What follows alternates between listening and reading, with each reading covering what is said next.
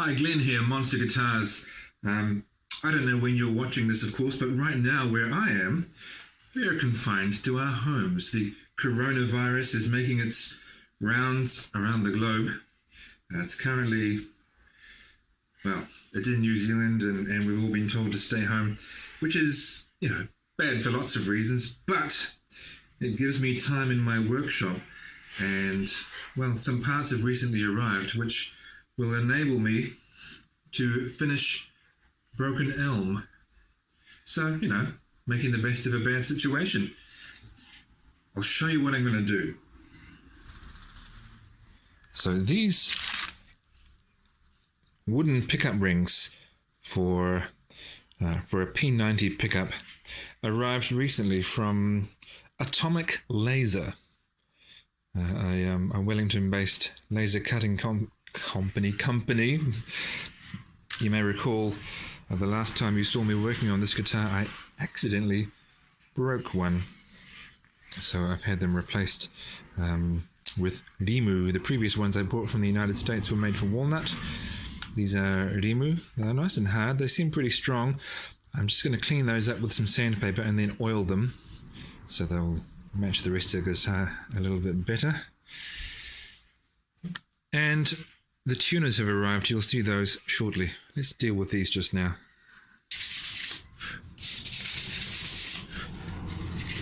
They're not particularly rough. I sent in some nice smooth pieces to be laser cut, but I'm not sure that they were laser cut. They also do CNC routing, you see. They could have used either method, and quite frankly, I don't mind. They are the right size and shape. The edges are just a little bit sharp.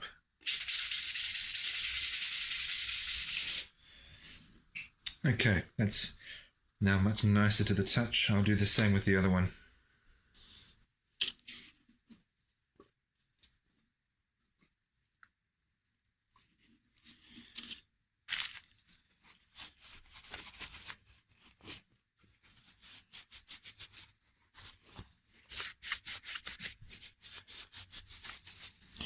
I'll give these a couple of coats.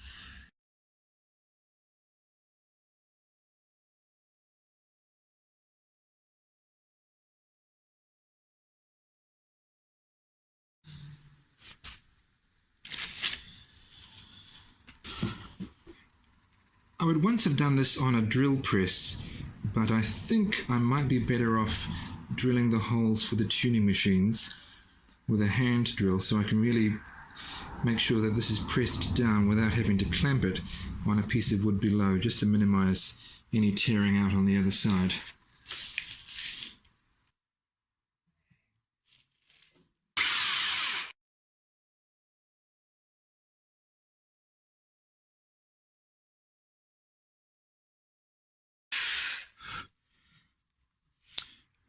Okay, let me just take a quick look. Oh, that feels good. Yep. Okay. I'll press on and drill the rest.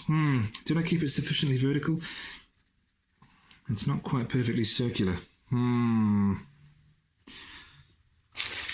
I'm gonna continue with this. Maybe I need to lean a bit more.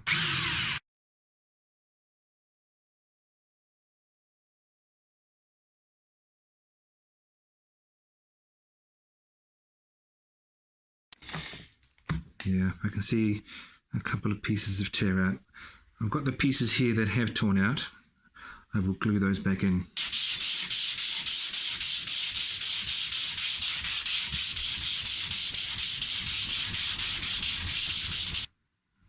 Okay, that's looking better.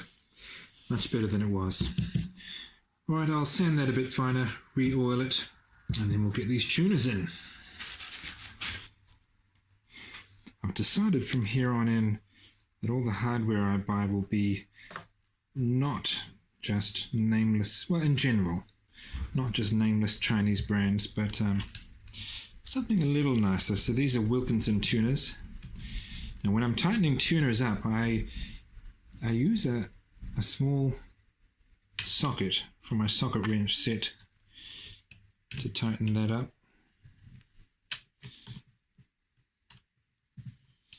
And then I'll position them perfectly later and put the screws in on the other side.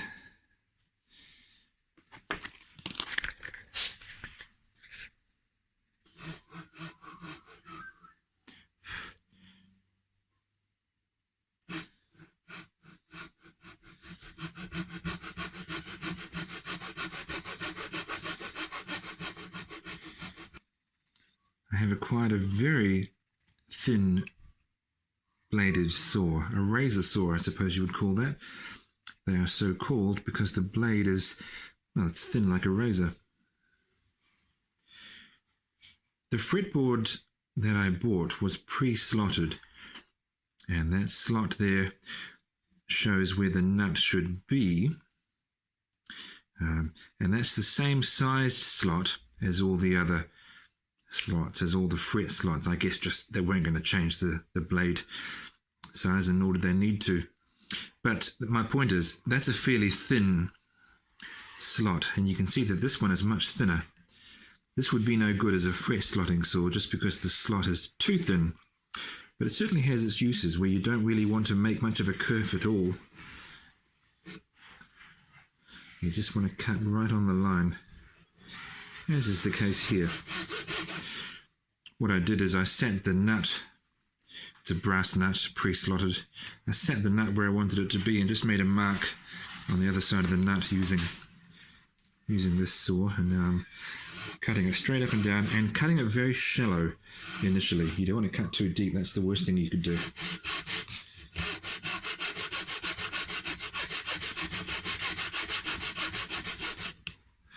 Okay. A tool that I've not used before, but which looks really good, is a chisel made just the right size for cleaning out nut slots. So I'm just going to make a cut at either end, to prevent tear out.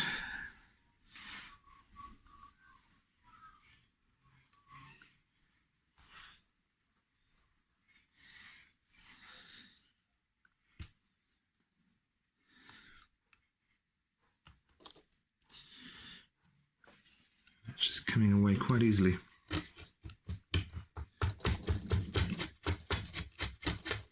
Well, that's satisfying, very satisfying.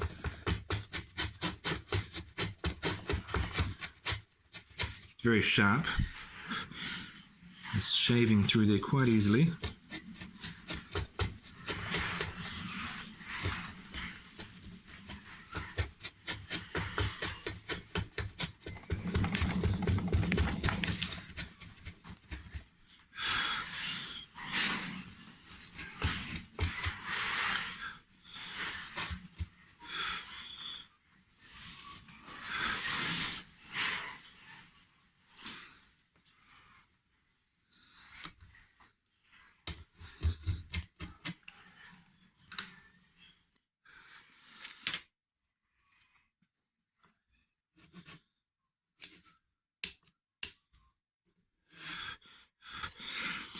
That already is a pretty decent, clean slot.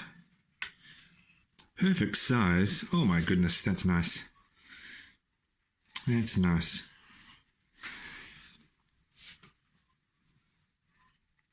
Now, I haven't made the fretboard any narrower, but the nut is slightly wider than it needs to be. I'll just try using a different nut. Yeah, just a moment.